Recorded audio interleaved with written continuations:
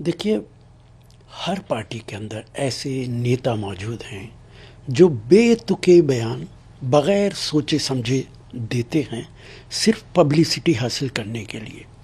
अगर वो सचमुच आरएसएस के नेता हैं और सीरियस नेता हैं तो ये बयान नरेंद्र मोदी जी से दिलवाएं, देश के प्रधानमंत्री से। यही बयान राष्ट्रीय सेवक संघ के मुखिया भगवत जी से दिलवाएं।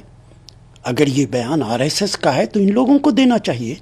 कोई दूसरा नेता किस स्तर के हैं उससे कोई फ़र्क नहीं पड़ता, पब्लिसिटी के लिए बयान देते हैं।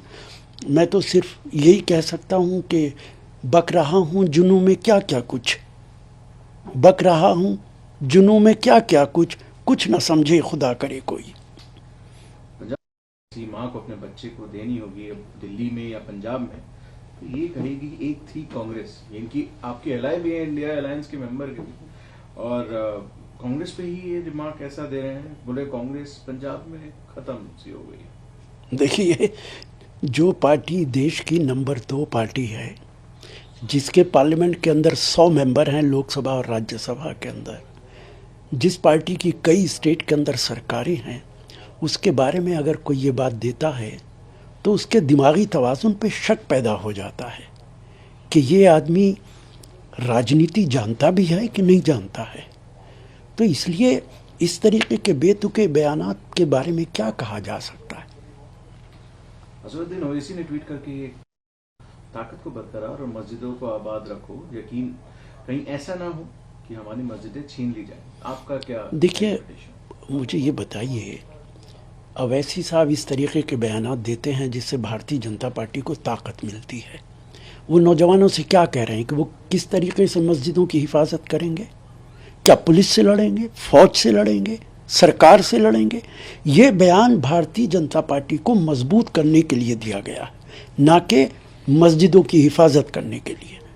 ये सरकार से कहा जा सकता है कि आप मस्जिदों को प्रोटेक्ट कीजिए, मंदिरों को प्रोटेक्ट कीजिए।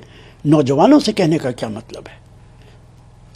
आरजेडी की प्रोटेस्ट हो रहा था, पोस्टर से एक प्रोटेस्ट कि इंडिया अलायंस के लोग हैं जो कंटिन्यूसली सनातन को अटैक करते हैं, हिंदू रिलीजन को अटैक करते हैं, और क्रिश्चियनिटी इस्लाम के बारे में कुछ नहीं कहते, पर उनके मन में जो आता है वो बोल देते हैं। और राम टेम्पल को ये कहना एक सिंबल ऑफ स्लेवरी है, वो गलत है। देखिए, एक तो इसका ताल्लुक इंडिया से कुछ नहीं है, इस अलायंस से कुछ नहीं है।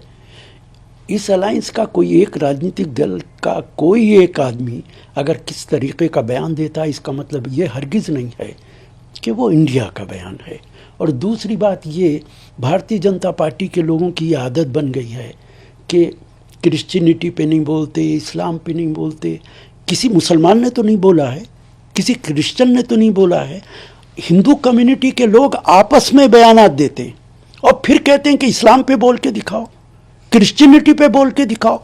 इस्लाम और क्रिश्चियनिटी से आपका क्या वास्ता है? अगर कोई मुसलमान बोले तब आप ये बात कह सकते हैं।